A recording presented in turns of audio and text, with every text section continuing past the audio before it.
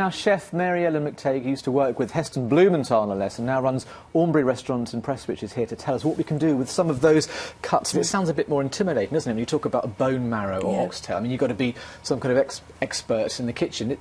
That's not the case as far as you're concerned. No, I don't think so. I think because there's so much more flavour in these cuts, in these different sort of muscles from different parts of the animal, you don't have to do very much to it to get a lot of flavour out of it. Unfortunately, for a lot of people, there aren't. You know, a lot of people don't have a good local butcher, and a lot of us shop in the supermarkets for convenience.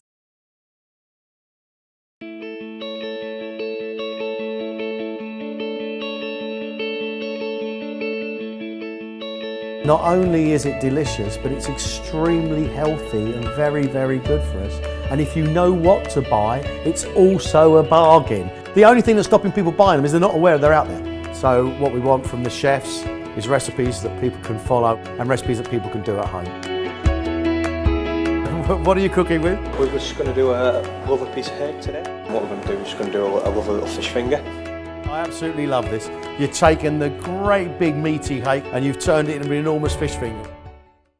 Our TV schedules are packed with programmes, it seems, about eager, up-and-coming chefs competing to prove their skills, are being taught everything from baking to barbecuing.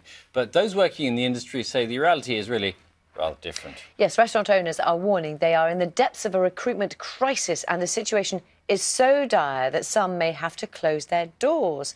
So are the best restaurants in Britain struggling to find the top-class chefs? Why is that? Sian Greschek is with One Kitchen in Cheshire to find out a bit more. Let's talk to Stephen Smith, who is head chef at a top pub in Wizzle. Stephen, would you agree with that? Work-life balance is probably one of the things that's really causing this problem. Yeah, it's certainly the biggest problem, but you know, we all know that to create good restaurants and consistent restaurants, unfortunately that comes part of the job, and until we tackle that, it's going to be very, very difficult. So work-life balance is ultimately the reason being.